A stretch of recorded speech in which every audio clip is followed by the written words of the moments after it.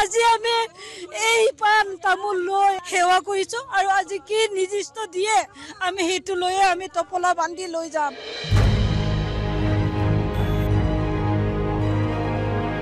আমাৰো এখন ঘৰ আছে, কিন্তু আমি ল'ৰা ছোৱালী আমাৰো এটা পৰিয়াল আছে। শিক্ষাৰ কাৰণে আমি দিব নোৱাৰো। 1500 টকাত ঘৰ নচলে। ইমান অসুবিধাত পৰি আছো। হাতত গুৱা পাণ লৈ মুখ্যমন্ত্ৰীলৈ অনুৰোধ ৰান্ধনী সন্থাৰ।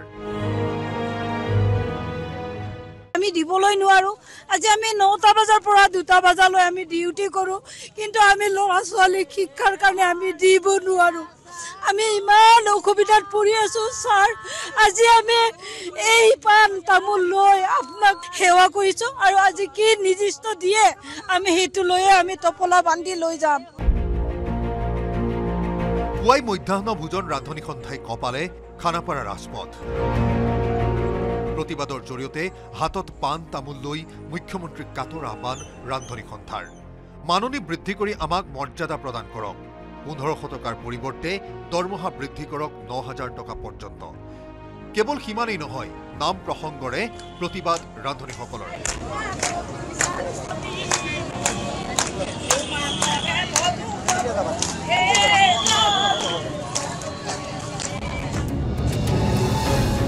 চৰকাৰে বাৰে বাৰে প্ৰতিশ্ৰুতি দিয়াৰ পিছতো ব্যৱস্থা গ্ৰহণ নকৰাৰ বাবে সোমবাৰে পুৱাই ৰাজপথত বহিল মধ্যাহ্ন ভোজন ৰান্ধনী সন্থাই। কইনাধৰাত আৰম্ভ হোৱা এই প্ৰতিবাদ দিছপুৰত সমাপ্ত হোৱাৰ সিদ্ধান্ত আছিল, কিন্তু আৰক্ষীৰ বাধাত খানাপাৰাতে সাব্যস্ত কৰে প্ৰতিবাদ। আজি আমি দৰমহা বৃদ্ধিৰ কাৰণে বহিছো। আমাৰ এতিয়ালৈকে দৰমহা বৃদ্ধি কৰা নাই। আমাৰ 9600 টকা দৰমহা লাগিব। আমাৰ মেডিকেল পেঞ্চন লাগিব। তেলত দালি বনাই ভাত বনাই 20 কেজি 25 কেজি চাউলৰ ভাত বনাই এতিয়া চকুৰে নেদেখা হৈ গৈছো। আমি কিন্তু পাওঁ মাত্ৰ কেইহাজাৰ টকা। 500 টকাটো অসম চৰকাৰে কৈছিলে, টুপি পিন্ধাইছিলে আমাৰ ইলেকশ্যনৰ আগত, কিন্তু ঘৰত বহি থকা মহিলাবিলাকে অৰুণোদয় 1200 টকাকে পাইছে। আমি গভৰ্ণমেণ্ট স্কুলত কাম কৰি 9টা বজাৰ পৰা 2টালৈকে থাকি মাত্ৰ 5000 টকা। কণ কণ ছাত্ৰ ছাত্ৰীক খাদ্য যোগান ধৰা এই ৰান্ধনীসকলক চৰকাৰে প্ৰতিশ্ৰুতি দিও কিন্তু নকৰিলে অৰুণোদয় আঁচনি। তাক লৈ ক্ষোভ প্ৰতিবাদকাৰী। ছাৰ যেতিয়ালৈকে আমাক এটা সিদ্ধান্ত দিব লাগিব, নহলে ৰান্ধাটো উঠাই দিয়ক, বন্ধ কৰি দিয়ক, নহলে আমাৰ দৰমহা বঢ়াই দিয়ক।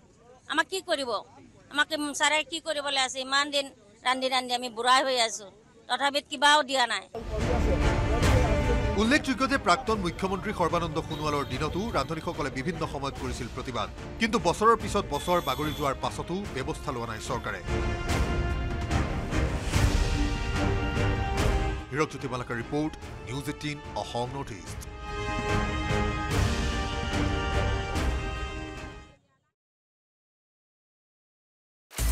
আপুনি বিচৰা বাতৰি পাব কেৱল নিউজ 18 এপত। নিউজ 18 এপ ডাউনলোড কৰিবলৈ স্কেন কৰক এই QR কোড।